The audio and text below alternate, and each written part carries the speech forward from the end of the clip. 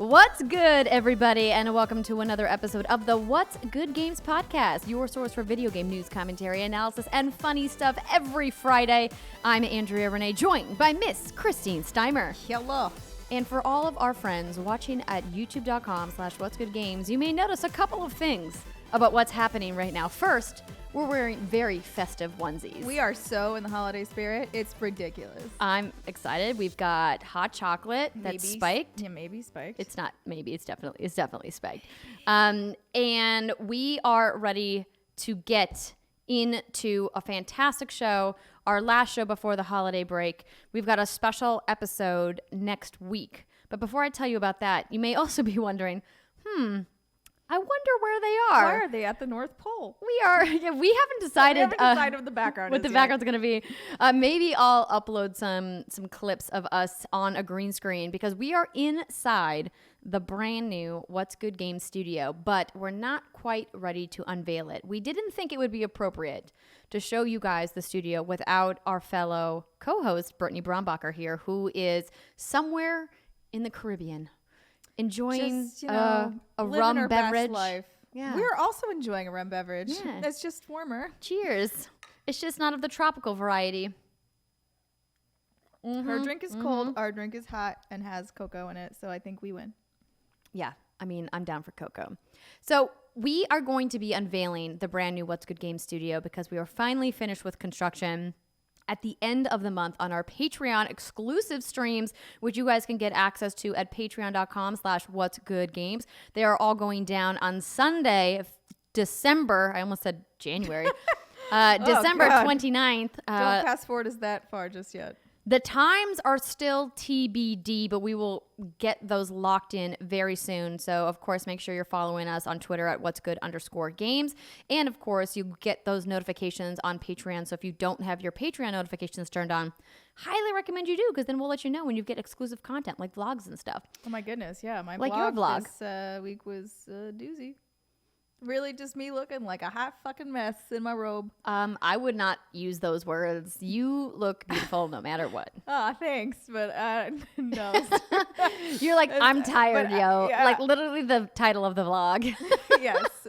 I hadn't washed my hair. Like, if you want to see the real raw stuff, like Patreons, because I don't care. I really don't care there. So it's not, I think, about not caring. It's about being comfortable with our patrons so that you can quite literally let your hair down and say, there's not going to be some jerk in the comments being like, oh, why isn't she wearing any makeup? Yeah, why is your lighting suck? Right? Exactly. That I'm guy always by a exists. Window. Yeah. I'm trying my best. Not really. I could have sat in front of my ring light. I have one of those. I just didn't want to. You're like, because you know what? It was like 7 o'clock in in the morning. I did not want to sit in front of a fluorescent light. Steimer's favorite time of day to be awake, which I don't understand. Because it's quiet and nobody else is up, and it's my favorite time. That's okay. That's a valid point. That's a valid and fair point, and I stand corrected. So we're excited to show you the studio, I think is what we're trying to say. Yes, but very not right now. As you maybe can tell for our audio listeners, we are still working out some kinks with the insulation in the space and figuring out where exactly our sound dampening goes. So we will be working on the audio quality and get everything dialed in over the next couple of weeks. So that way, when we start recording in here on a regular basis in January, everything is ready to go. But one more time, a huge thank you to everybody who has supported us on Patreon, past, present, and future. Because of you guys, we were able to finance this studio, and we're so excited to be doing lots more content with a bunch of fun collaborators here in LA. And I've got some interesting folks already lined up for the new year. It's going to be exciting. So, without further ado, let's get into the show.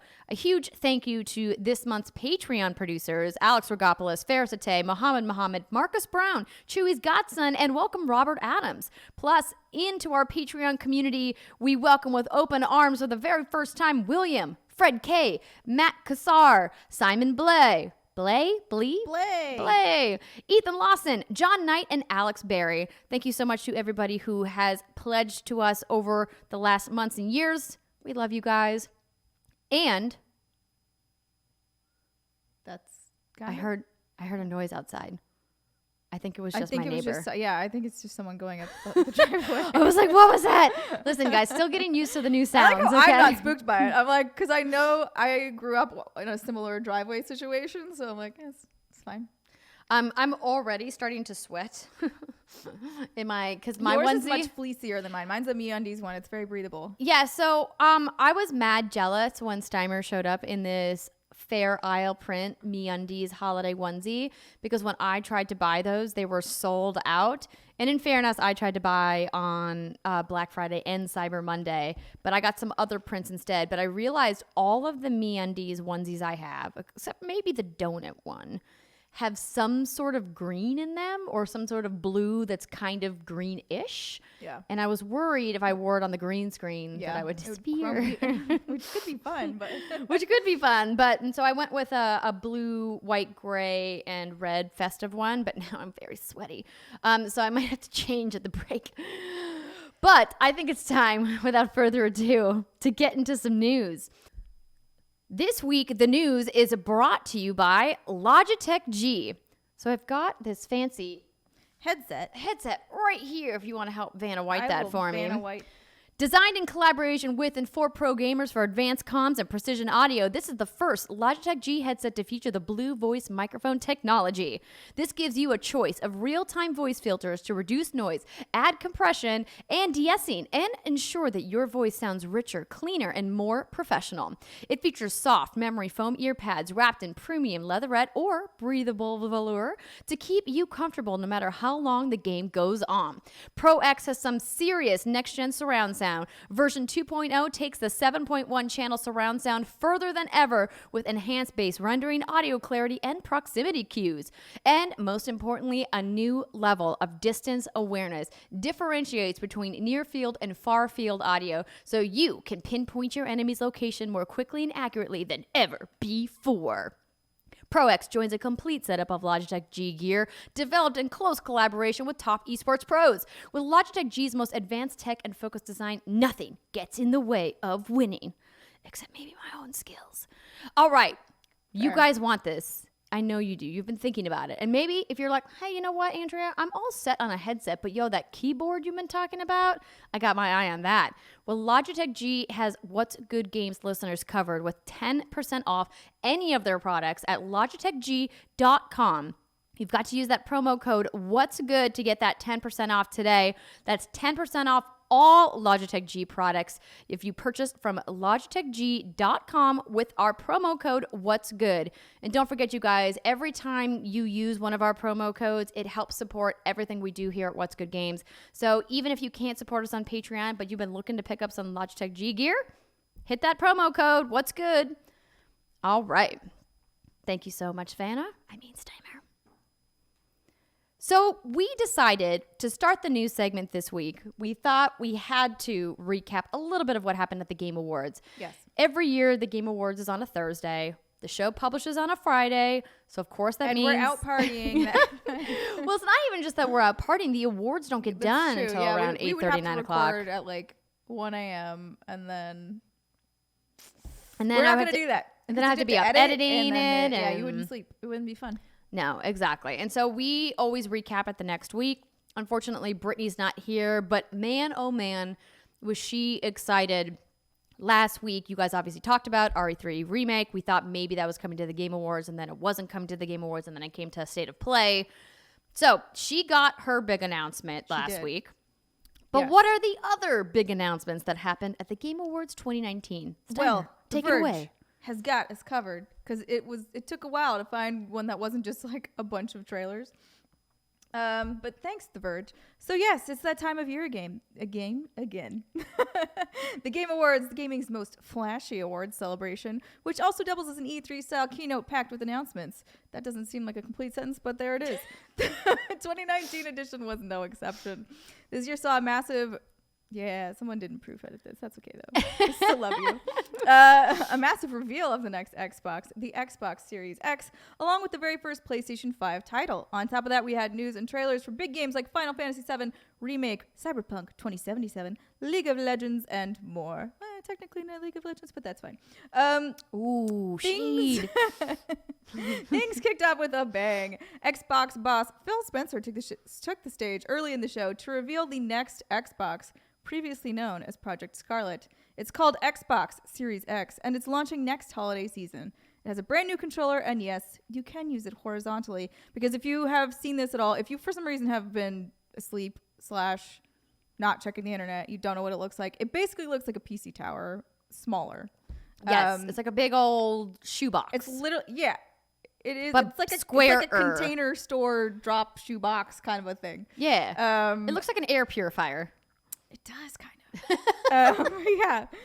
So it's a little odd looking, but apparently you can also use it horizontally, because vertically that will never fit in your like what are those Your things media called? center, Media center. your console table, Yes. your entertainment unit. No, it's funny. A quick aside: I ran into Aaron Greenberg, who is on the marketing team at the Xbox family up there in Redmond, and Aaron and I have known each other a long time, and we're just kind of shooting the shit at the YouTube gaming after party, and I was like, LOL, you can definitely turn it on its side, right? He's like, of course you can turn it on its side. I can't believe people thought that we wouldn't let you do that. So we had a nice little chuckle about that. I mean, you'd be like, but then, man, also do a shot of it on its side.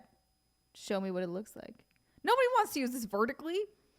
I mean, people that put their Only if you consoles put on it the on- floor, maybe. On the floor, or if you put it up by the TV, if you have like a really big media center, maybe. But still. Or if you're like me and you have Also- it standing on your production desk, Sure. where my Gears I 5 see you, Xbox Gears 5. is currently. However, Sorry, it would have continue. made it look less like a PC tower, is all I'm saying. You are If correct. they had done it horizontally, the promo shots, I don't think everyone would have been like, well, it's just a PC. Because, duh, of course. And then I saw a lot of internet things being like, oh, they're just computer. I'm like, everything is a computer. Like, for the like, your phone is technically a tiny computer. Like, She's right. this, everyone relax. Just enjoy things. All right. In addition to a new console, Microsoft also revealed one of its first-party games for the Xbox Series X. Can we just call it this Xbox? Thanks, bye. It's a sequel to The Haunting Hellblade from Ninja Theory, and the sequel looks just as dark and uncomfortable as the original. I would argue it looks a little more uncomfortable, but that trailer is really cool and very impactful. So if you haven't watched it, I would highly recommend you go and find it on the interwebs. It looks amazing. It's intense, and I haven't finished that game, and I need to, just because of how intense it is, and I'm playing with headphones, and it's just like, and maybe that'll be like a thing I do over break. Merry Christmas. Is it on Game Pass? I feel like that would have been know. like a slam dunk for them to be like, play Hellblade Senua's Sacrifice now available. Oh, wait. Hold on. Oh, no. That's last year. Last year. December 17th. Oh, yeah. 2018. Official Xbox Game Pass trailer. So, and it was out last year on Game Pass. They know what they're Boom. doing. Boom. Anyways, it looks really cool, and it looked beautiful. So if you haven't played Hellblade, you can on your current Xbox or your current PlayStation Or on your Switch. or on your Switch. But I don't if you're going to play it on your Switch, at least dock it. That's what I would say. I also do, even though it is more terrifying, play it with headphones, because the surround sound, while it makes you very uneasy, is very cool and very helpful in battle. All right. So moving right along from Xbox things, one of the best Final Fantasy style RPGs is getting a sequel. Square Enix announced Bravely Default 2, a sequel to the much loved Nintendo 3DS games, which will be coming to the Nintendo Switch next year. Not to be confused with another game. There's Bravely Default 2nd or something. Like, there's another one that this is the third Bravely Default, is what I'm saying. It was so ridiculous watching people like run circles around themselves on Twitter when they announced this, of everybody being like, it's not the sequel, it's the third one. Why are they calling it 2? And I was Because like, they can. I don't know, Japan. Because they can, and there's really nothing you can do about it. So enjoy.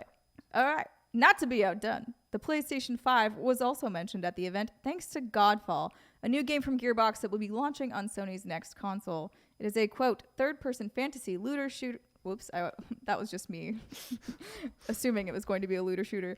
Looter slasher focused on melee combat, set in a brand new fantasy universe. Again, there's trailers. go take a gander. Do you want to say anything about this Godfall thing? Because I know you were like, oh my god, first PS5 game. Yeah, so that was to me the under the radar announcement that happened, because we know that PS5 is a thing, but Sony has not officially confirmed any titles for PlayStation 5 before Godfall. This was the first piece of marketing that we've seen that was branded PS5. And so I thought it was really interesting that this is the game that they decided to go with, because it's not a first-party game. It's a third-party game, and it's with a studio that had a little bit of a rocky history with a multiplayer-focused game, aka Battleborn.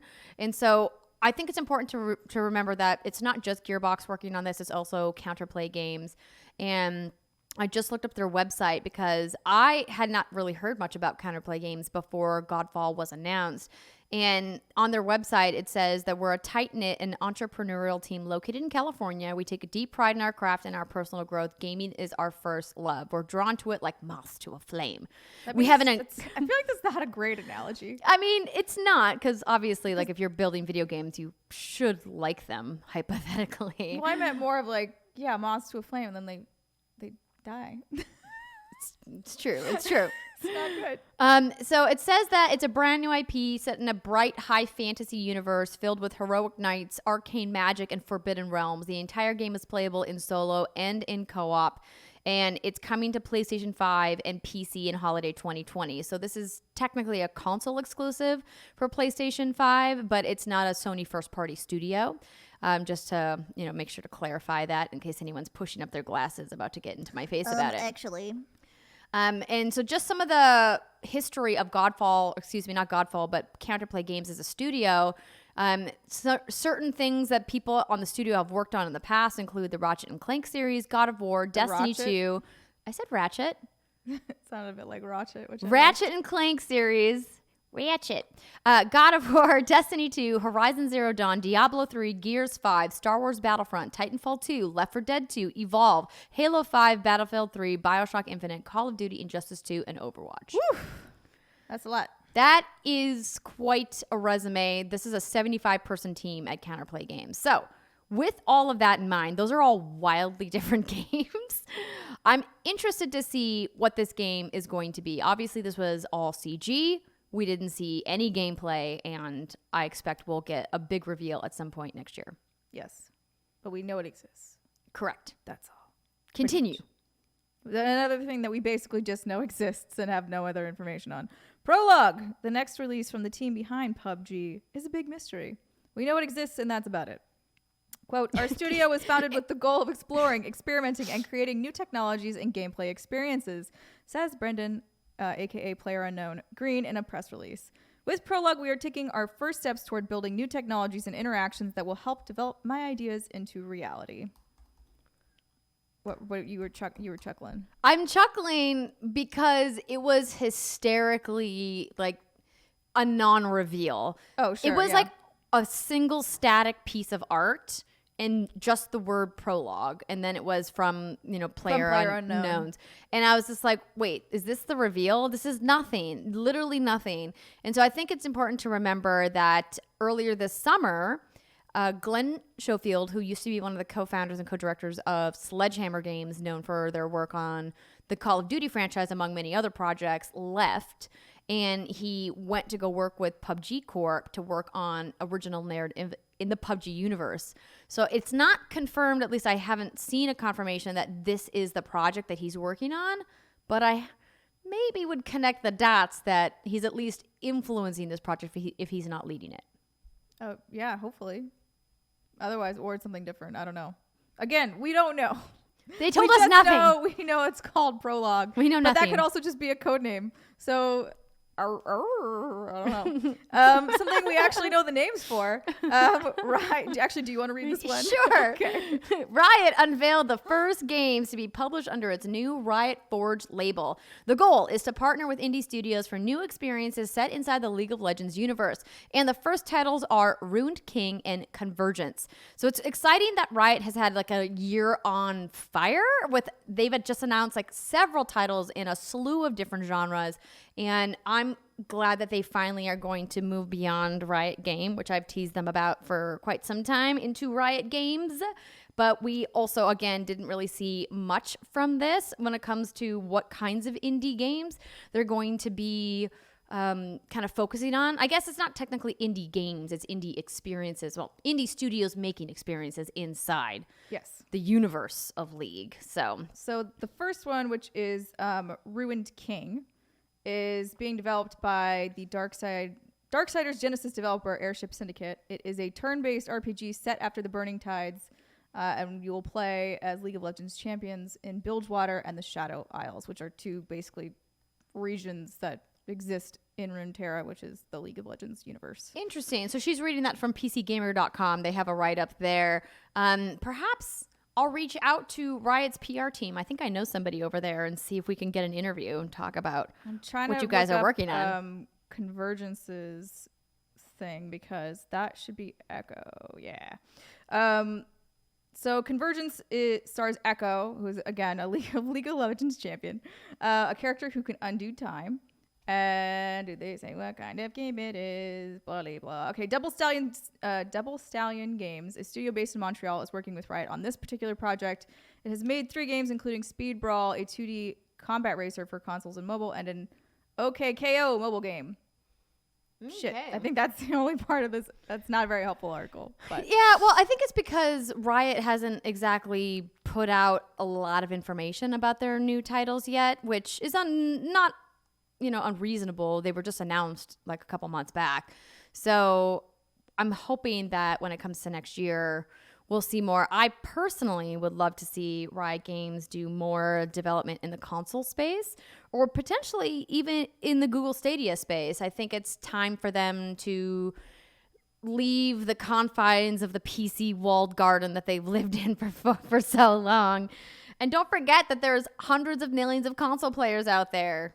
I'm just asking. I just want League for PS4, okay? Just make it happen.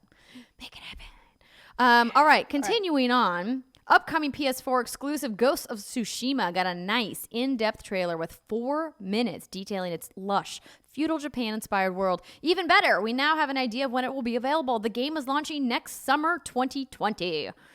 Yes, and also they very much did not say anything about it being cross-gen. No, they did not. I thought that they confirmed last year that Ghost of Tsushima would be a PS4 game. Pretty confident. Mayhaps. They absolutely are going to release a PS5 Game of the Year edition or whatever at some point. Why wouldn't they? But yeah, no, you don't want to leave behind over 95 million PS4 owners? No. Yeah. Continuing on, ahead of the game's March launch, Square Enix revealed yet another trailer for the much-anticipated remake of Final Fantasy VII for the PS4. The new clip isn't especially long, but it provides a nice focused look on surly hero Cloud Strife. That was like a cool, more Final Fantasy. One of the most anticipated games of 2020, however, is Cyberpunk 2077. At the Game Awards, we learned more about a very important part of the experience, the music. Developer CD Projekt Red revealed that that the artists will be contributing to the soundtrack, and it includes the likes of Grimes and Run the Jewels. Yes. It's been a while. No, we've heard about Gears Tactics, the strategy spin-off for the Brutal Shooter series. It looked remarkably faithful to the franchise despite the shift in the genre. Gears Tactics will be out on April 28th on PC. The thing that sort of lost me with this Gears Tactics trailer was actually the length of the campaign. So a part of this trailer, they're like, it's a 40+ hour campaign. And I was like, no, I don't want that. Please, for the love of God, no. Edit. Because to me, I mean, even games like XCOM, even freaking Mario Cross Rabbids, which is not quite the same but similar genre, like I don't want to play that game that long. I hear you. That's a long campaign. Yeah, it really is. I don't know. Maybe it's just me, but I feel like that was just too much. I think 40 hours is excessive. I was gonna say reasonable. But you know what? I feel like 40 hours is like, if it's a real RPG, short. You say potato, I say fuck you. That was a t-shirt I saw once. It actually was you say tomato, but Potato, tomato. Potatoes are significantly better than tomatoes. Just gonna say it. Agree. We digress. After the tragic closure of Telltale Games, the number of titles were indefinitely shelved. But now that studio is back in a new form and under new management. It looks like some of those canceled projects are being revived. That includes The Wolf Among Us 2, a sequel that explores the fairy tale universe of the Fables comic series.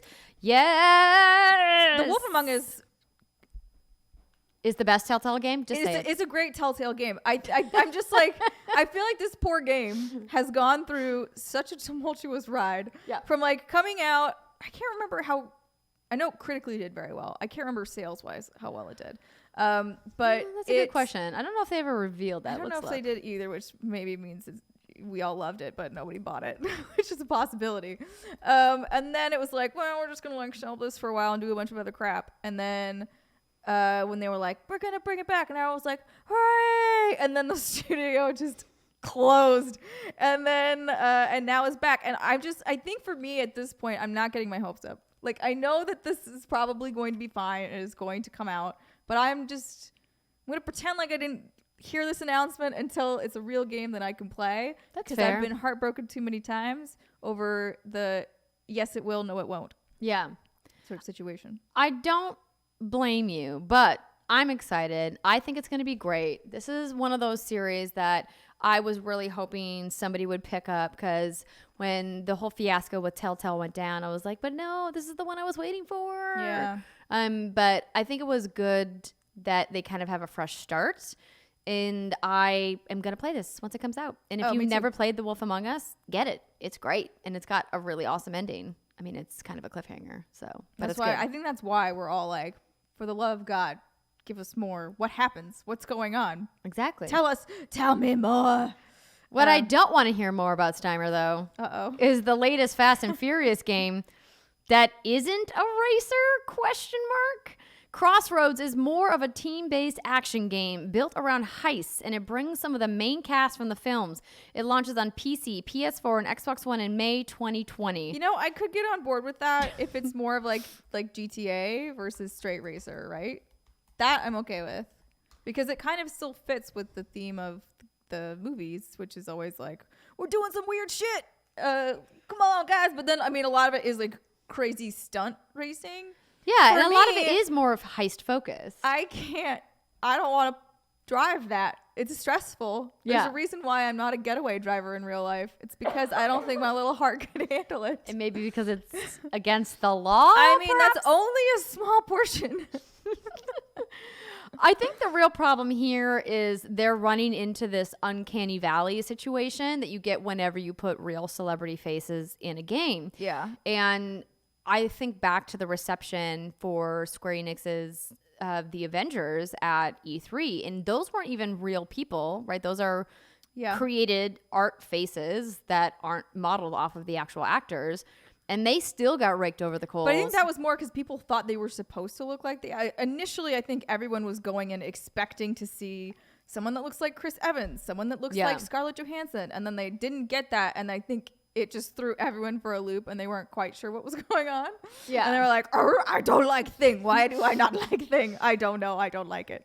Exactly. And it's like just the story of life. I don't know why I don't like it.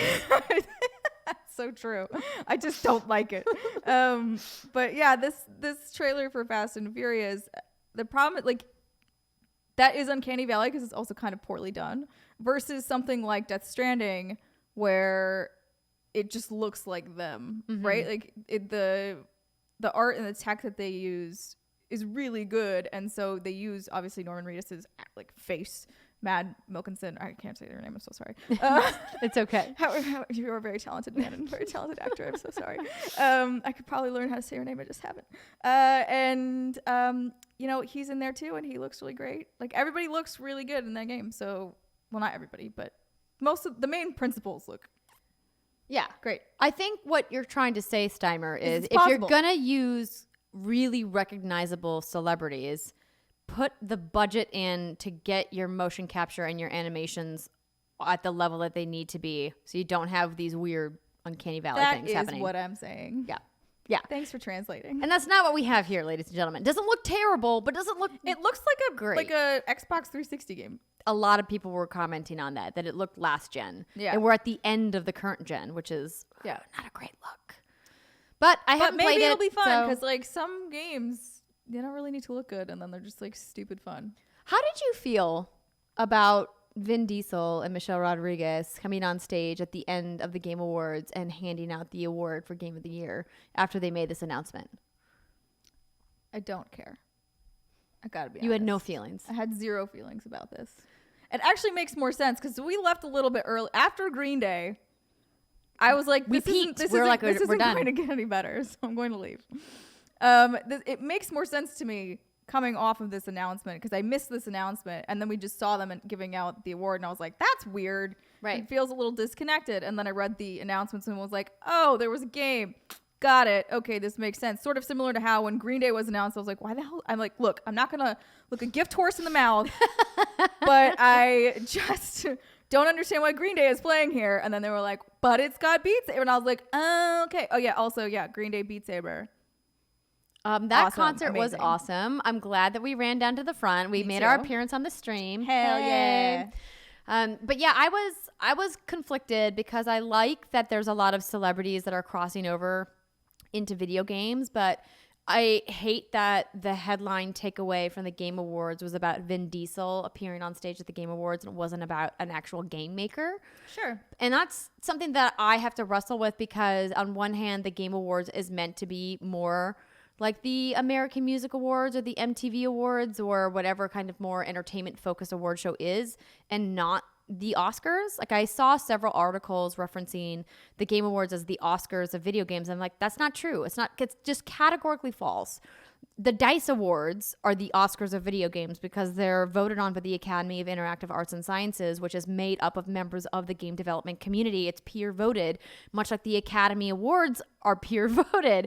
So there's no way the Game Awards can be the Oscars of video games. But that said, Jeff puts on an amazing, fun, over-the-top, entertainment-focused show. I just had hoped that he would at least have brought a celebrity or a star that's in the video games world out to hand out the Game of the Year category. And I was just a little bit like, wah, wah. I'm not like mad about it. I didn't like get on a soapbox and like wag my finger. I just was like, that's a bummer. Here's what I'll say though, in their defense. Not only did they have this 360 game Crossroads to plug, but in addition to that plug, Vin Diesel, mega nerd, loves to play D&D, is very into the video game space, loves games. I'm not mad at him being involved with anything. Go ahead. Come on over. I actually think Michelle Rodriguez also played a lot of like these are two celebrities I'm not going to get mad at because they have both openly talked about their love for video games before. And by all means, come on over. I think it would have been a little more irritating if there were people who had openly talked negatively about the gaming space and then had come in. That's fair. I don't think Jeff would do that because Jeff is so ingrained in the culture around video games. I think he would have the wherewithal to go, that's a bad idea. Yeah. And that's a fair point to bring up about both of these celebrities. I don't know why it kind of like stuck in my craw a little bit about it wasn't like a game maker versus a celebrity, like a movie star. Because I think the thing is that most people don't know that Vin Diesel's a big nerd. Most people don't know that about Michelle Rodriguez. And I know that there was a lot of people that were upset that Michelle Rodriguez was on stage because she has a history of transphobic statements. And I'm not... Girl, get it together. I'm not going to get into that here because I'm not researched enough on that. So I cannot make a comment on that without doing the extensive work of reading several articles and forums about it. But I did see some chatter about people being upset about things that she has said in her past and them being angry that she was up there on stage as somebody who had kind of presented herself as a bigoted person at some point in her life. Sure. So that's said, we do want to give a big thank you to Jeff Keighley for involving What's Good Games as a member of the jury in the Game Awards. We had a great time at the show. Being in the audience this year was not as awesome as it has been previous years because of the way that they decided to do a lot of the visuals. They were tailored for people watching at home. And clearly it paid off for him in that regard because this next story from IGN says that the Game Awards announced its viewership statistics, revealing that viewership is up 72% from last year. Host Jeff Keighley announced that the Game Awards received over 45 million live streams, almost doubling last year's record 26.2 million streams. Now, not only did the Game Awards break its own viewership record, but it also came close to receiving more viewers than this year's Oscars at 29.6 million and the Grammy Awards at 19.9 million combined. Yike. Further, video game analyst Daniel Ahmad of Nyko Partners revealed on Twitter that the Game Awards peaked at 7.5 million concurrent viewers and 15.5 million votes from audience members, which is up 50% year over year. So definite congratulations to Jeff and his entire production team behind the Game Awards. It is an incredible feat, and he seems to keep outdoing himself each and every year. Yes. I'm very interested to see what he does next year. Yeah. No pressure. 2020. No pressure. You only more than doubled your viewership. He's going to plateau at some point. Yeah. I mean, statistically, you just have to. There's only so much growth you can have. Yeah, exactly. But yes. All right. So next story. Moving slightly away from Game Awards, but not totally. Okay. Okay. Yeah. You. I'll wait. I think. Am I supposed to wait? They're just so far away. I can't see. Okay. Are we fine? Everything's fine. Fantastic. Everything's great. Should I just do a cleaner? Yeah. Okay.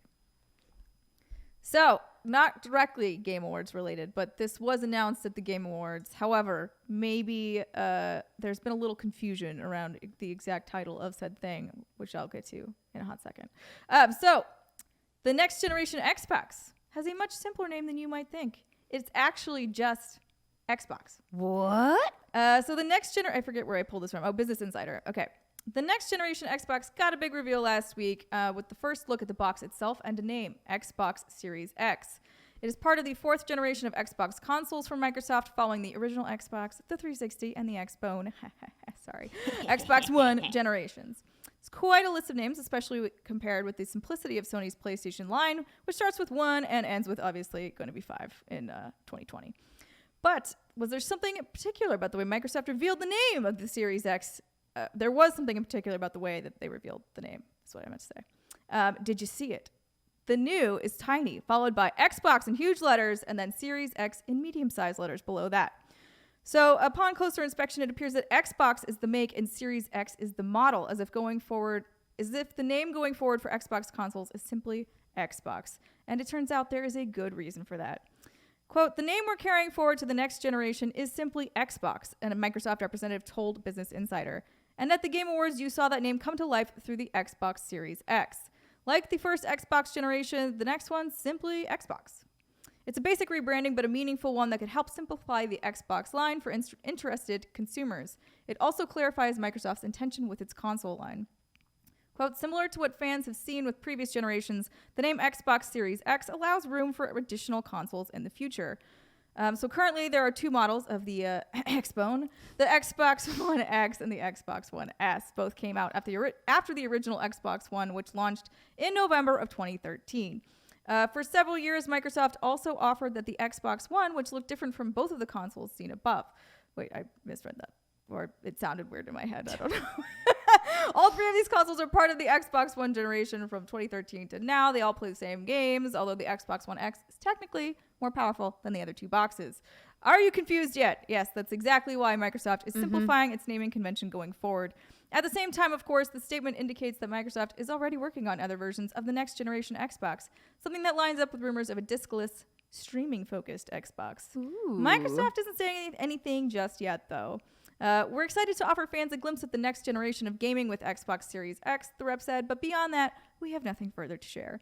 One thing is clear, the Series X bit is not the most important part, it's just Xbox from now on. So, which one, do you think this is like the more Mac Daddy version, the more powerful version, and they're gonna maybe talk about their other ones, or do you think it's the reverse, where this is like maybe their lower one? Like, what would they give Jeff for their reveal? I imagine that they would lead with their strongest SKU, which will be their most powerful, because you don't want to confuse your primary consumer, which would be people watching the Game Awards, right? That's fair. Those are going to be the early adopters, people who are going to spend the most amount of money getting the system at launch, getting the biggest, flashiest system. The Xbox Sat Edition, right? Like that is the one that you wait 2 to 3, 4 years into the console cycle. You're getting people who are buying like a second or third console, or maybe people who are getting into the ecosystem the first time. Like those aren't your primary consumers. Those are like the fill-in consumers who help keep hardware going long into the life cycle of the generation. I mean, also, I feel like you can't lead with the Xbox and then not have it be your biggest, best one. True. Sexbox. I mean, like, I'm down to call it the Sexbox. I mean, it's Xbox sex. Yeah, there was a bunch of people who, again, get their panties in a bunch on Twitter calling it Sexbox and like, it's not Sexbox, it's Series X. And I was like, just whatever. People just like it was Xbone, now it is Xbox. You know, like, I appreciate the naming convention. Thank you very much, Microsoft. Good people over there. I just want to play it. I want to see it. I want to see it in action. I don't want to see CG trailers. I want to see the goods. But we probably won't get that until before E3, and then hopefully hands-on at E3 would be my guess. Yeah. Continuing on, Polygon writes that Pokemon Go is revamping the buddy system in one of the most confusing articles we're going to read ever. In a new Pokemon Go update, the buddy system is getting improved to have more benefits for both players and their Pokemon. After selecting your buddy Pokemon, you'll be able to level up your friendship by feeding it berries and playing with it. Oh. You'll be able to play with its AR Plus mode with the Pokemon interacting differently to various actions, like petting its head. Your Pokemon's mood can change depending on how affectionate you are with your Mon. Battling with and petting and feeding your buddy will increase its affections. When it's excited, it'll reduce the distance you have to walk to get buddy candy, and it'll gain bonus affection. As you tier up your buddy, you'll have access to better perks, like the good buddy, the great buddy, the ultra buddy, the best buddy. I love that. I love this tier system of buddies. We were talking about this earlier. I'm like, this is just so. I laughed out loud while reading this article because I just love the sheer absurdity of it. Of just being like, you're a good buddy. No, you're a great buddy. I'm an ultra buddy. You're an ultra buddy. And then you're the best buddy. Yeah. And each one does something different. So it's like, okay, you can. It'll help out when you catch Pokemon. It'll bring you items. Or it gets like a special ribbon. Like, so each tier has a different boost. Players will also be able to take AR photos together with their Pokemon in shared AR experience mode, but that will be released at an undisclosed date. Yes. Cool. This is a very short but sweet little addition I just tossed in here. So from Polygon, Seth is coming to Street Fighter V in a new female form. Ooh. Street Fighter V Champion Edition's latest add-on to its character roster is Seth, the silvery boss from Street Fighter IV, but in a new form. After being defeated in Street Fighter IV, Seth's intelligence lived, moving on to a new vessel, thus becoming female. Seth will still be a copycat fighter, mimicking the moves of other characters in the game, and they still have their source of power in their belly. Seth's new body resembles a taller version of Juri Han, another character who debuted in Street Fighter IV. They both use the power of the Tandon engine in order to fight, with Seth using it to mimic his opponents. Juri's version of the Tandon engine is a smaller version called the Feng Shui engine, and is a replacement for her left eye. Seth is the 40th character on the roster, joining Street Fighter V's Championship Edition when it drops on February 14th, Valentine's Day, 2020 for $29.99. Street Fighter V players who want to upgrade to the Championship Edition can do so for $24.99. It's called the Champion Edition, not Championship, sorry, but that's fine. Close enough. How dare you? I know, I'm a horrible, horrible person. I would never say that. This other story is something that we missed, and I don't know if Brittany just like didn't care because it's MLB, but I actually think it's pretty interesting, just in terms of what it means for licensing and all that fun jazz. Yeah. So MLB and Sony extend the video game partnership that they have had. I'm just reading basically the press release off MLB. So MLB, Sony Interactive Entertainment, and San Diego Studio jointly announced today that they have entered into multi-year extensions to continue development and distribution of MLB The Show, the award-winning, I cannot read today, officially licensed video game. In addition, the historic expansion of the long-standing partnerships will bring MLB The Show for the first time ever, to additional console platforms beyond PlayStation platforms as early as 2021. So not this coming year, but next one. Complete details will be announced at a later date. So San Diego studio has been creating officially licensed baseball video games enjoyed by millions of fans for more than 20 years. So yeah, that's kind of why I wanted to like talk about this quickly. Is like they've been doing MLB The Show exclusively for PlayStation for as long as I can remember. Yeah, I don't even know when was there a period when it wasn't exclusive? I don't know. If there was, my little brain doesn't recall it, but it also doesn't recall a lot of things, so it's not particularly unusual. I will look it up. But yeah, so now if you are, you know, an Xbox owner or you own literally any other console besides PlayStation, you will be good to go as early as 2021. Now that doesn't confirm that it's definitely coming out in 2021. I think it's just like they could start it in 2021 if they want to. Interesting. Just the way that they've worded it, right? Like, and to confirm, Major League Baseball, the video game, is produced by Sony Interactive Entertainment San Diego studio and debuted with that studio on the PlayStation in 1997. So yes, it has been a PlayStation exclusive. It's a first-party studio. Right, correct. And what's interesting about this is that why it's good to ponder, like, why did this happen? In my mind, I think maybe the MLB, the Major League Baseball Association, whatever, went to Sony and said, yo, dog, like, there's all of these other places where we could be selling this license. We're going to increase the cost of it. And Sony said, this is too much money for us to shoulder on our own. We need to bring in more, you know, support from a sales perspective to help offset the cost of the license. But who knows if that's the reason or not. Yeah, it's either a license or just MLB kind of strong-arming them to be like, look, we want this to be available more widely because we're just look at the numbers. Like, obviously PlayStation was still very much winning, quote unquote, this generation. Right. But that doesn't mean that there aren't people who only have an Xbox or only have a Switch. And so, I mean, it's never bad for something like MLB. You would probably want to be everywhere. Like, make all of the money. There's baseball fans everywhere. Yeah. You're right. I'm not one of them, but, you know, they exist. Don't ever talk to Steimer about baseball. Oh my God. I went to a doubleheader once. I didn't quite fully understand what I was getting myself into. Oh, no. It was a miserable experience, and I left halfway through, and I braved the public transportation system to get back because back in that day, there was no Uber. That is like a full day thing, a doubleheader. Yeah, I was like, okay, great. That one's done. Let's go. And they were like, no, no, they're playing it. Another one. And I was like, you're like, but no. What? No. No. I was like, oh my God, I can't deal.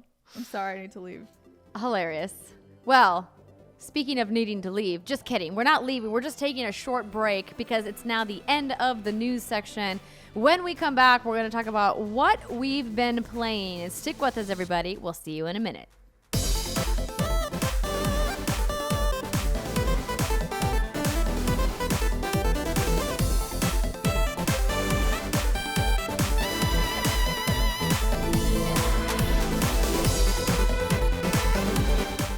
What's good, everybody? Welcome back. It's the second segment of the What's Good Games podcast. Steimer and I are in our holiday onesies, holding it down on the green screen.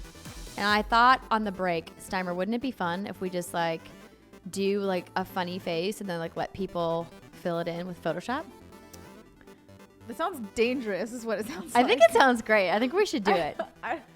How about, okay, so here's what we're going to do. Because I usually am the one that calls all the faces in the photo booth. I'm like, here's how we're going to act. Direct. So, okay, here's going to be the first face. We're going to act very scared. No, see, here's the problem. Here's the problem with this whole thing. Okay. People are going to Photoshop bad things. No, they're not. It's going to be funny. It's going to be funny things.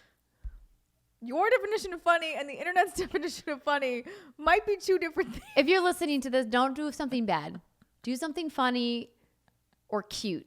Like put giant kittens in set with us. Don't do something weird. Don't be weird. Don't be that person. I'm just saying, if you release it to the internet will be the internet. I'm definitely releasing this to the internet. Jesus. It's going to happen. Sweet baby Jesus. Should we do some kind of motion so somebody could like make a GIF? Like a green screen GIF? Sure. Should we like turn around and like look Oh, behind no, us? that's Yeah, too let's much. do it. Okay. No, let's just keep it simple. Okay. We're gonna turn around and look behind No, us. but what? You're gonna look over your right shoulder. I'm gonna look over my left shoulder on the count of 3. Okay, ready? Okay. 1, 2, 3. It's gonna make a great GIF, you guys. I'm really excited about this. Okay, listen. I'm decidedly not as excited. I'm done messing around. Here's the thing. We're about to talk about what we've been playing, and I'm excited because I want to hear about the game that you've been playing about. And I've been playing some more on Stadia. But before we get to that, I want to tell you guys that it's brought to you by GameStop. So we've been talking about all of the awesome holiday sales that GameStop has been running since Black Friday, and now is the time. If you've been putting off your last minute holiday shopping and you've still got some gifts for the people on your list, GameStop has a ton of deals because it's the most wonderful time of the year. We even have our little holiday headbands on because we're so excited. And GameStop, of course, is passing on the incredible savings to shoppers during its annual Game Days holiday sale beginning now through December 25th. That's right, all the way up till Christmas Day. You've got a chance to get those gifts. So for the next few days, you guys, customers are going to be able to take advantage of deep discounts on their favorite video games and collectibles. You can find last-minute gifts and, of course, perfect stocking stuffers from popular franchises like Star Wars, Pokemon, Fortnite, and many more.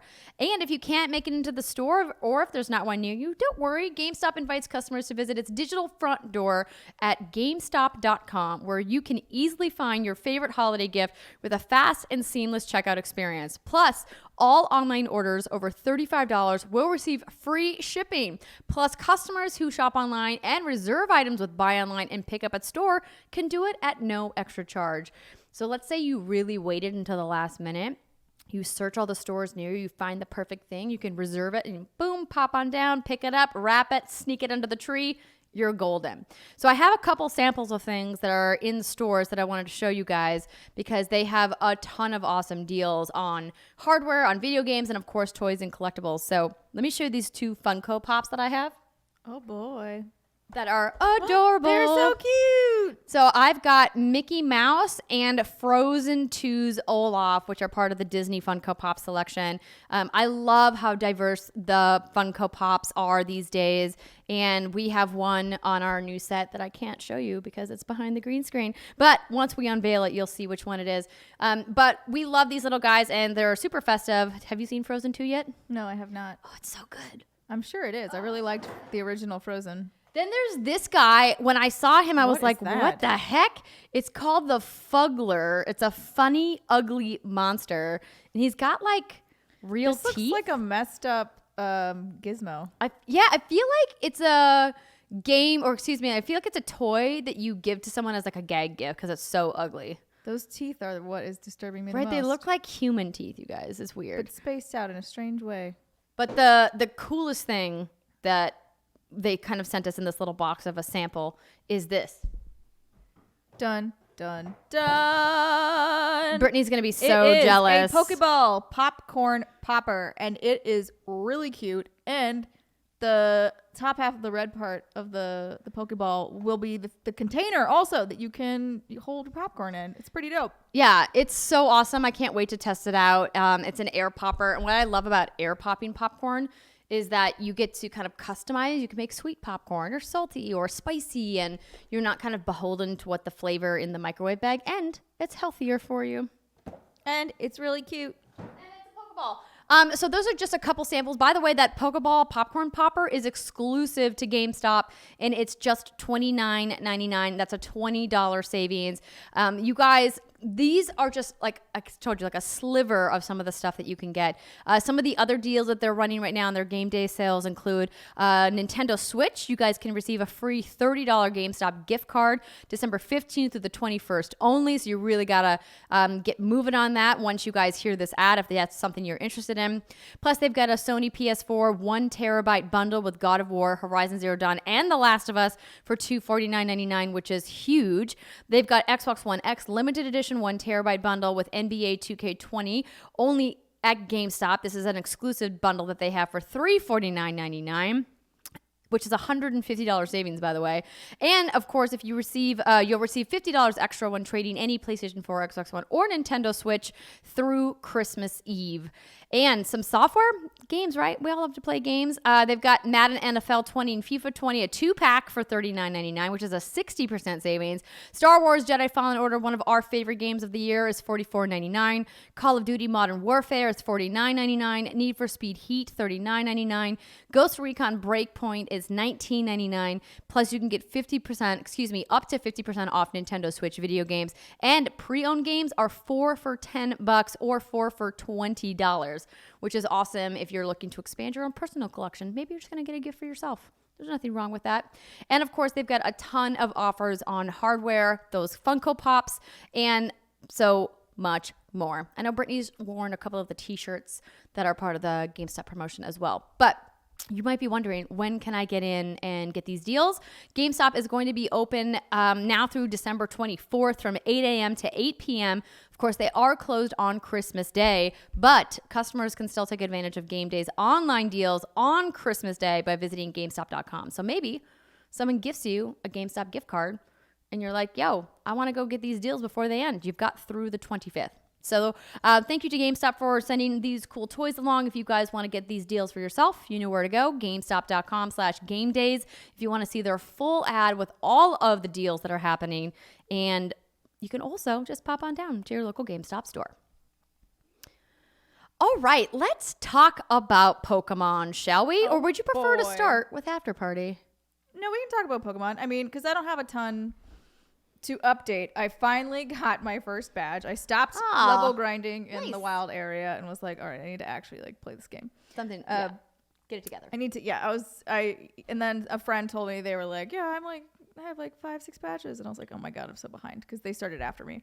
So I was like, oops, okay, I guess I better get off my butt and start working towards the goal of being the very best.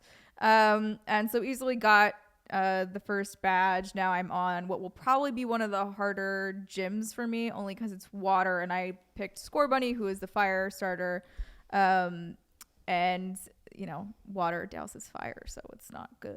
But so I can't use him throughout this whole rigmarole, getting through to the gym master. But I do have like some of the other types that are stronger against water.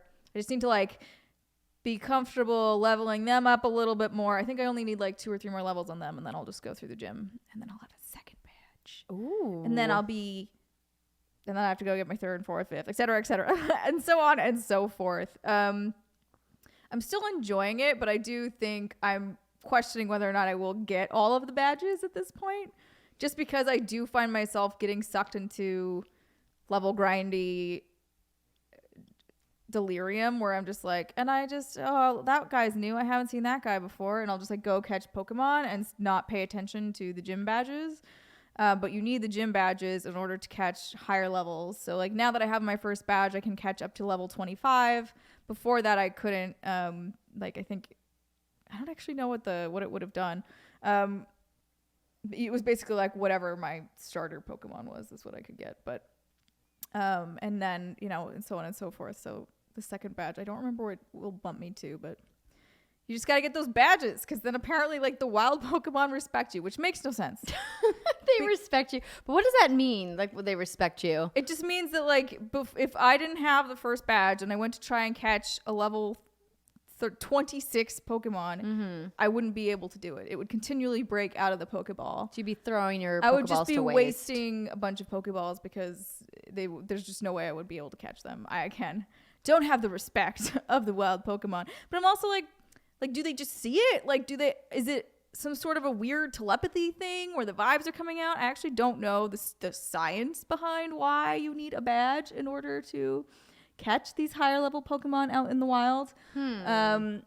There's also a thing where like, I actually don't know if it would do it in this game because I don't know if they kept it, but in the older Pokemon titles, even if you level ground your Pokemon up too high, so even if your starter or like whatever, if you did it past what you could control with your badge levels, it like would stop listening to you in battle, and it would just be like, Charizard's doing whatever he feels like, and you're like, but no, use sounds the thing, right. and he's like, no, I just whatever. So again, I don't know if that would happen here because I haven't paid that much attention to how many of the old systems this game has retained, but it's still very pretty. It's fun to run around. I keep looking for the clothing stores because you got to make your trainer look cute. She's very cute right now, but I always could be cuter. I mean, yeah, kind of got to be on the lookout for the new cuteness. Yeah, I'm like, I want the best outfit, and yeah, that's it, pretty much. I got my bike now though, which is fun. So you can ride my bike around. So is this going to be your holiday chill game, or do you think you're going to be playing something else? I'll be playing probably other things. It's basically, it is a chill game, so like it's fun to do in the morning or like right before bed to kind of unwind. And that's what I've done with it so far. Did you like leave your Switch on like your nightstand? Is that how that works? Yeah, I leave it plugged in by my bed. Okay. So do you have a separate dock, or is it like a different USB-C cable? It's literally just the power cable plugged into Okay. thing on the floor. I'm just trying to like visualize because I have been thinking about, playing more of my Switch, but I try not to play any games in bed. I don't play any games on my mobile device, and the only thing I do before bed is read. So when okay, this is because it's winter. I get into bed at like 7 p.m. I am not surprised one bit. So I'll play Pokemon for a bit in bed when it's like way too early to be thinking about going to sleep. The minute it hits like 9 is when I'll stop playing anything, and then I put the console away and I break out the book, and that's when I start to read before I go to bed. But that's, again, this is really mostly a winter I don't think I'm going to do this in summer. Sure. But in winter, all I want to do is be in my bed because it's freaking cold. I just want to be snuggled up. It getting dark at like 5 p.m. also has something to do with it, for sure. It just makes you so tired. You're like, why am I even awake? Why don't we hibernate like bears? I don't understand it. I think that we should. I think we should look at nature. It's telling us to sleep right now, and we're all just telling it to go fuck itself, and I think we shouldn't. I think we should embrace it. I am with you about more sleep because I want more sleep, but I just can't sleep more. That's my problem. So maybe if I play more games and then do what you do is like take a break and then read, that could be a thing. But I try not to get into bed until I'm ready to actually go to sleep. I mean, that's smart. I'm trying to set up good sleep habits. It's good sleep hygiene, as someone once said to me. And I was like, that's a gross word. Don't use that word. Does sound kind of weird. It sounds weird. But yeah, no, I mean, that's what at this point, my life is in shambles. It's not really, like, for me, it's in shambles, but that's really, like, for most people, I think, their normal level. As you do. Whereas, because I'm like, I used to wake up and, like, make my bed every morning, and, like, now I do not. I just roll. I'm just like, can I get out of bed? I used to do the same thing you do, which was like, there's no screens in here or whatever, and like I'll turn my phone on airplane mode and go to bed, and all of those things have gone out the window. That's hardcore. I'm just airplane mode. Yeah, it feels really good. But what if there's like an emergency in the middle of the night? No one I know has emergencies. They're all fine. Okay, fair. Also, what am I gonna do about it in the middle of the night? Also fair. What if I have an emergency where I need to call you and say, listen, I have this Pokemon badge and I don't know what to do with it. These Pokemon ain't respecting me. I need you to give me advice. It's midnight. Wake up. I would be really mad at you. You wouldn't answer. I would not answer you You'd at all. see it's me and you'd be like, that bitch. No, I would answer you because I'd be like, what's wrong? And then you'd start talking and then I'd be like, I'm going back to bed, and then I would hang up. That's fair. I don't blame you. Yeah. But yeah, no, so that's, eventually I'll probably get back to what you're doing. But for right now, I play my Switch and then I switch to reading and then I go to bed. Once we get back to normal sunrise and sunset hours that aren't egregious. I hear you there. Okay, the other game that you're playing is more of a nighttime game. I played it something this morning. You kind of want to play after dark, but you played in the morning. I mean, I played it last night and this morning. Okay. So I have played it in the dark because, again, it gets dark at like 5. Yeah, so Afterparty is a game I have cracked into, and I've been meaning to for a bit, and I just honestly forgot. And then I was like, wait a minute.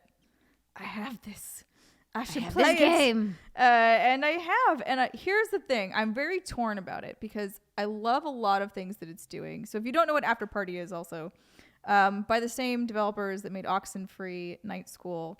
And it's sort of a similar play style as Oxenfree. It's kind of I don't want to call it a walking sim because there are things that you do, but it's a loose, light, adventure-y style kind of a game. So like you'll select dialogue choices. The big mechanic of Afterparty is drinking, which I think we here at What's Good Games can all appreciate and relate to. Yes. Here's a little cheers. Cheers. And then there's like so the drinking games that I never played in college because I was a loser. You were not a loser. You just hadn't met me yet. All right? That's not your fault. It's true. So like you do play beer pong on occasion. There was some other game I'd never heard of that I lost because I was too busy trying to figure out what I was supposed to be doing. Was it called Presidents and Assholes? No, it was like you're just supposed to stack the shot glasses, but I didn't. I was like, what? And then by the time I figured out what I was doing, I was losing. But stack the shot glasses. So Afterparty, rewinding, is a game about two college friends that have died, and they wind up in hell. And when they get there, they have been told that the only way to leave hell if they want to get out of here is to outdrink the devil. So it's basically about their quest to figure out how to even get that. Because like, obviously you do actually get to Lucifer, who's voiced by Dave Fennoy, and it's amazing. Fairly early on. And he's like, no, you got to like do other shit before I will even think about battling you, which makes sense. That sounds You can't right. just like walk up and challenge the devil. He's a very busy man. But I like doing the way, what I want to know. I right? know, drinking, partying. That basically. Okay, fair. You got me there. What I appreciate about their interpretation of hell is that it's very like party central. It's like what you would think of like a Berlin nightclub. It's just like everyone's partying, but only so between the hours of 9 to 5, the demons are torturing the humans. But at 5 o'clock, they clock out. They are no longer torturing you. And you can party and they can party and you can party together. It's just like, it's an interesting concept to be like, oh no, these people are just doing jobs. Like this is just what the demons have been told to do. Not even by Lucifer, by technically God. So that's why they're all here doing this stuff. So I've really enjoyed a lot of the concepts behind the game. I've enjoyed, the humor is fantastic. I love that each drink will give you different, well, not each, but a lot of the drinks have different dialogue options. Yeah. So if you have a specific drink, it will tell you to. It'll be like, this will give you liquid courage, or this will make you flirtier, or this will make you a pirate. Like they have really funny ones. So it's been fun to kind of mix and match and be like, I know this probably isn't applicable in this situation, but I just want to be goofy and I just want to pick this drink. Yeah. So I've been having a lot of fun with it. However, this game runs like a Telltale game, and it drives me insane. Do you walk all like? Yeah, there are definitely Like times janky? where it lags super hard like that, and the animation gets messed up because of it. There are the screens that are always the worst are the transition screens. So the part of hell you're in is a series of islands, and one of the characters, Sam, who is voiced by Ashley Birch. Also, the entire voice cast of this game is awesome. Everyone has done a fantastic job. There's a screen where she'll be taking you in her cab from screen to screen, and that screen legitimately always is chugging. It is like so, like the frame rate just drops so bad, and I'm like, I'm playing on an Xbox One X. Like I'm playing on that.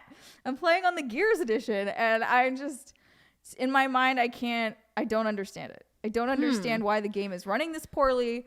It's exactly how I felt about Telltale games, where I'm like, you aren't that graphically intensive. There's clearly something else going on here that's not optimized. I don't know what it is because I'm not an engineer, but for the love of God, can you please fix it? Because to me, this game is so good, but the technical aspect of it is just kind of killing it for me. Interesting. That's a bummer because you would hope that a console exclusive launch like that would be better. Yeah. And I'm like, I don't know if this just needs a patch, what it needs. It's been out for a few weeks at least. So they could have done it. I don't know. I mean, also, it's a small team though, so maybe not.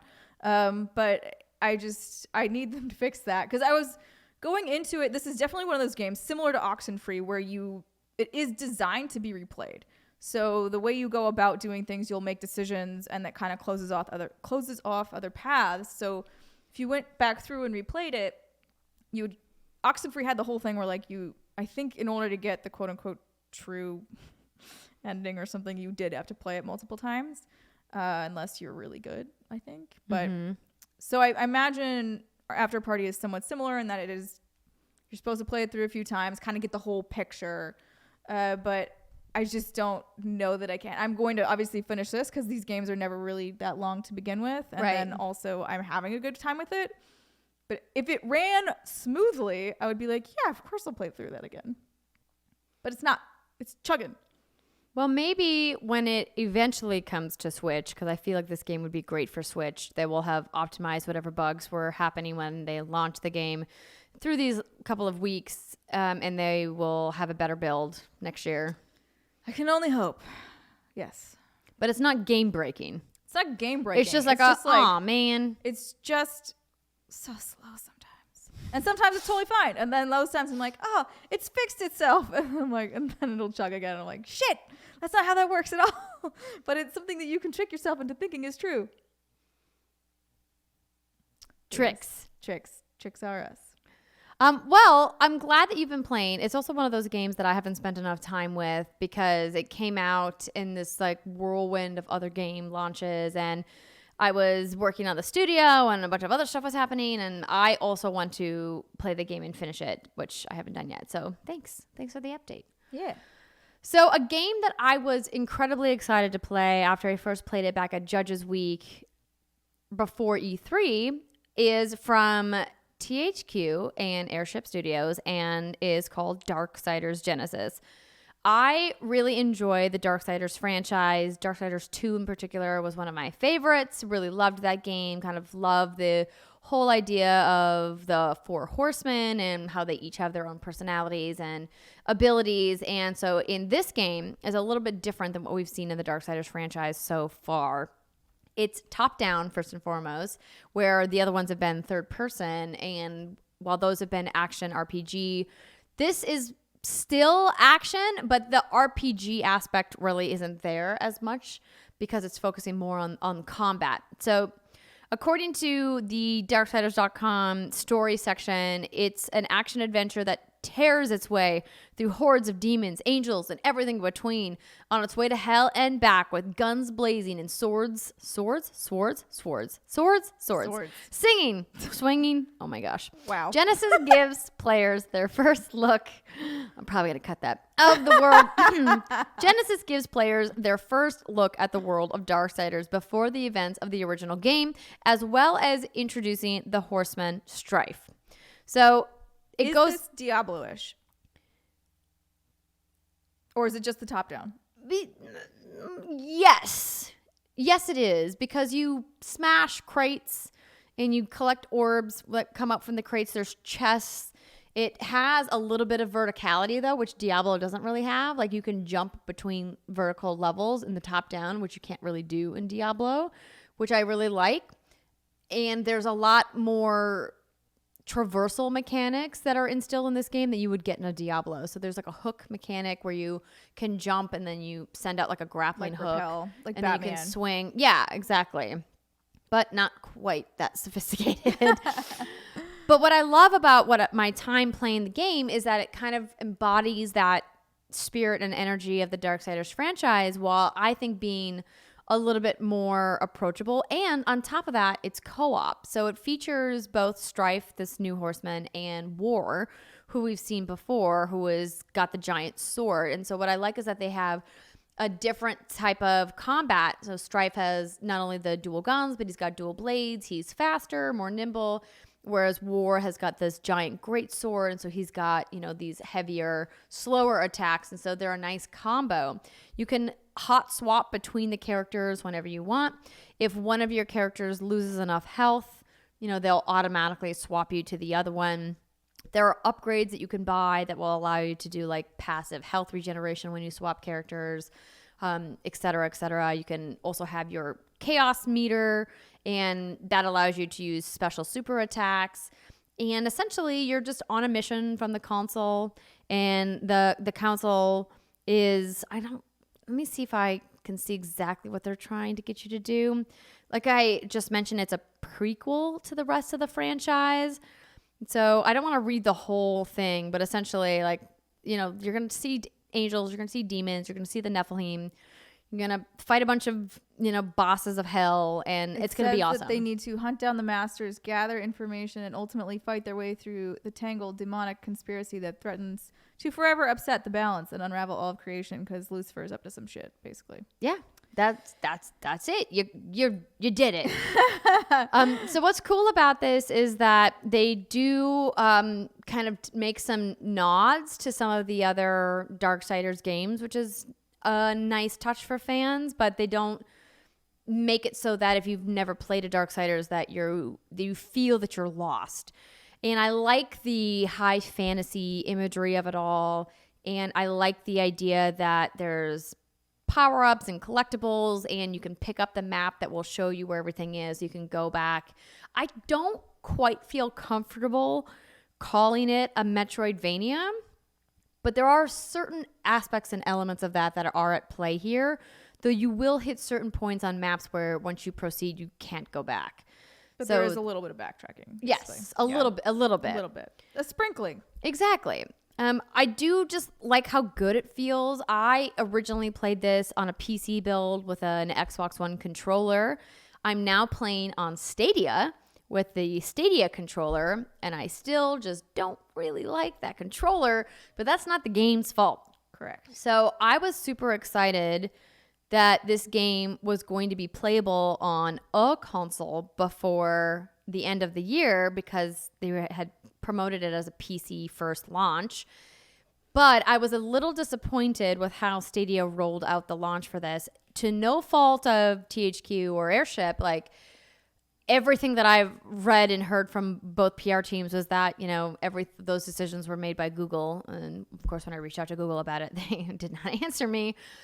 But essentially, I had a Twitter thread at one point where I was very upset that I saw that Darksiders Genesis was $10 more expensive at $39.99 on Stadia, and it was at $20.99 on Steam.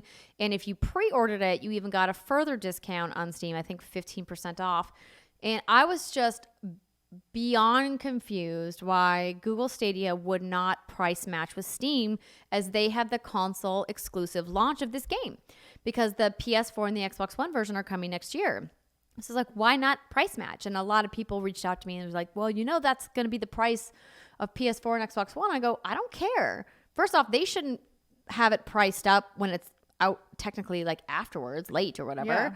But also, this was Stadia's moment to say, don't buy this on Steam, try us out. If you've been waiting, if you didn't buy a Founders Pack and you want to get in, you want to test the platform, here's legitimately the first new game that's coming to the platform that's not a relatively small title. Now, this is, I would still call this like a AA. I wouldn't call it like a full AAA game. I think that, yeah. But it's not like Guilt. Like, Guilt to me is like a small indie title after having played it with Brittany. Like, it's just not really what I think a first adopter of a new platform is looking to play, an indie art experience.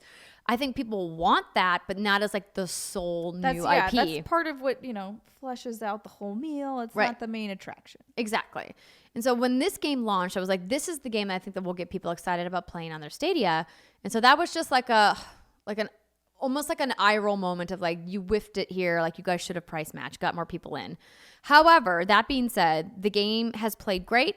My only gripe so far is that I'm still having some of the input lag issues with the Stadia controller that I had with literally every other game I've played on Stadia. And that's no fault, again, of Darksiders Genesis. I think that's a platform thing. But in Stadia's defense, I had friend of the show and part of the What's Good Guardians clan, Mason, over at the house the other day when we were just kind of shooting the shit and having some wine. I was like, hey, you want to see Stadia in action with Destiny 2? So I booted it up. I haven't played any of the Season of the Dawning yet, any of the new holiday content. So I was like, oh, cool. Let's just see like how quick this boots up, because I'm going to have to download it. And it instantly started. And so like we were able to see it and play and jump in there right away. Of course, Crucible matchmaking, still trash, but better, but still trash. And so I was like, well, let me show you the graphical difference between what you're seeing on Stadia and on PS4. And like clockwork, I booted up my PS4 Pro, had to install a console update first. Of course. Then I had to install a Destiny patch to get all the content in. Yep. 20 minutes into waiting for this patch to copy over, I was like, I'm giving up. We're done. And that to me is really the magic of what Stadia offers people. They're just not there yet. Yes. So back to Darksiders. If you guys are interested at all in this title, if you've played a Darksiders before, if you like top-down fantasy games, I haven't tried the co-op yet. Britt and I had meant to try it before she left, and we just didn't get around to it. I mean, I'd play this with you. Oh, awesome. Let's play. Let's play it together. It'll be great. I'm having a ton of fun with this game.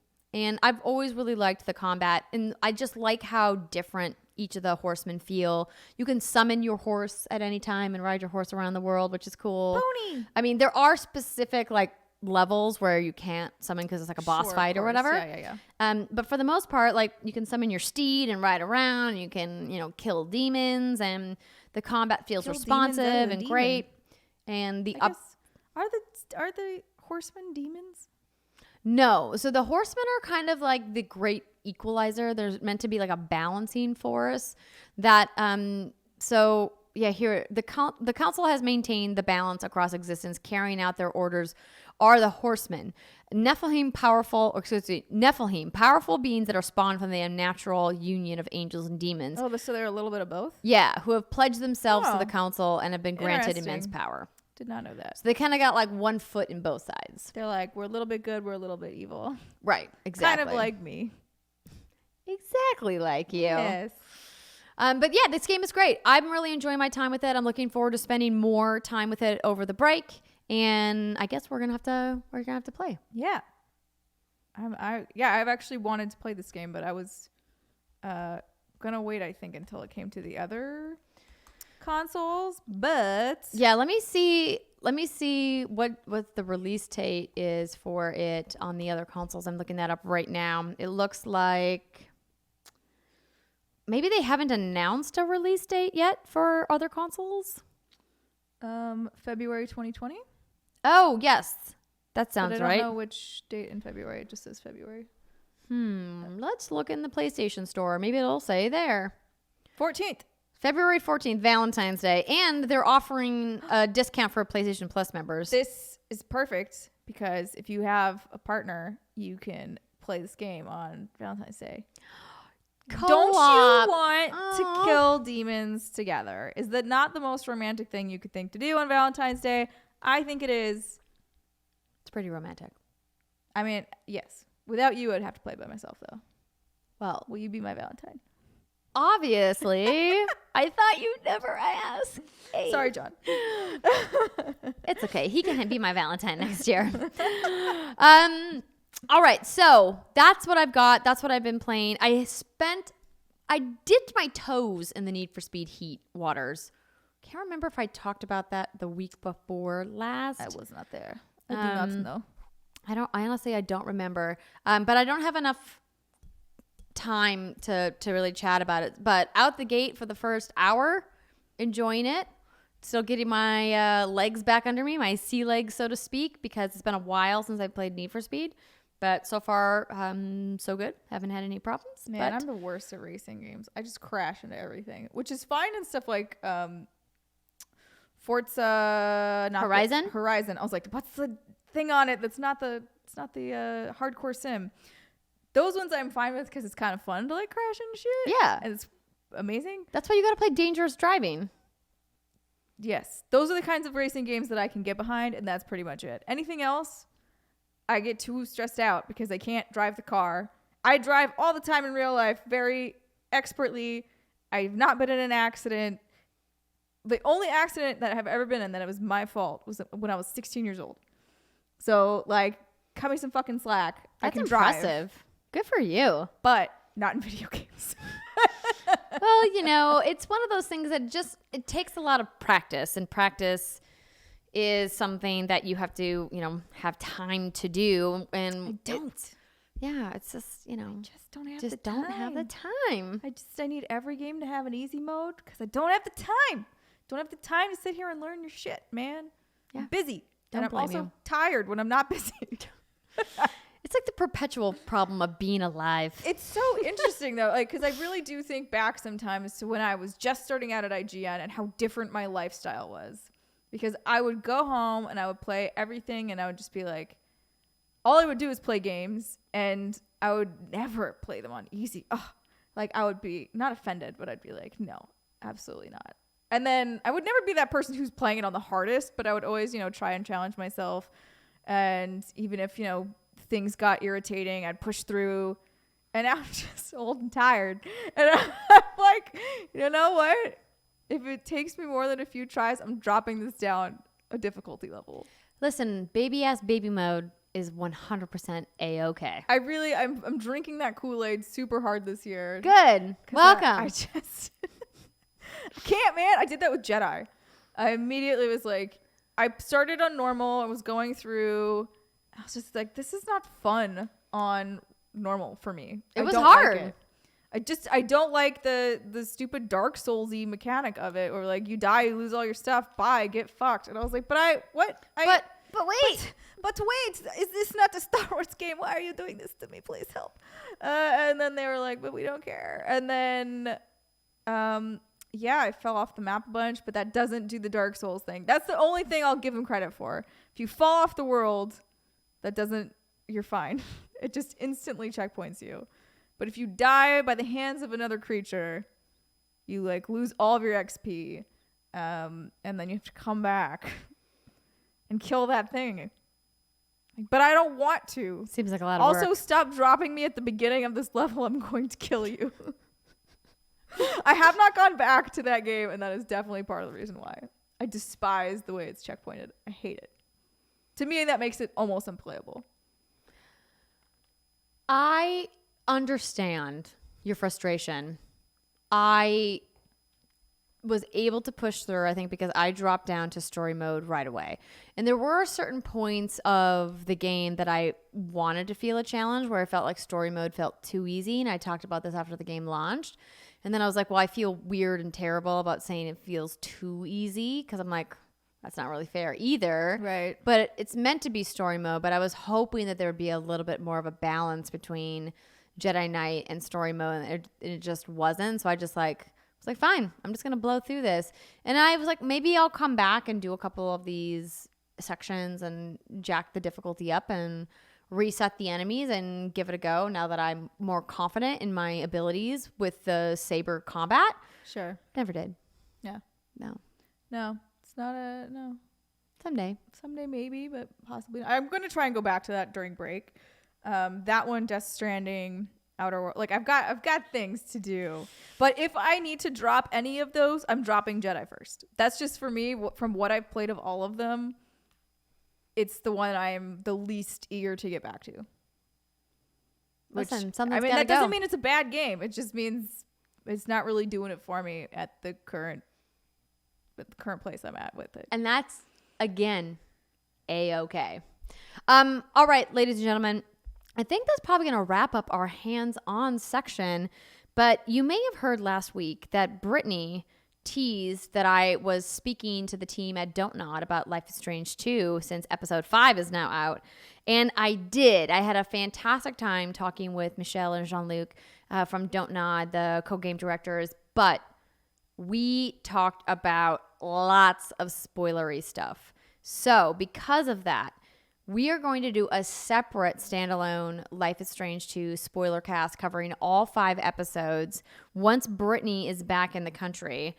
And I will save our interview and add it into that episode because it just doesn't feel right to put that up now, knowing that we didn't warn you that they were going to talk spoilers, because like we talk about some like deep cut spoilers, which was awesome. It was really great to hear their insight as to why they made some of the decisions they did in that game.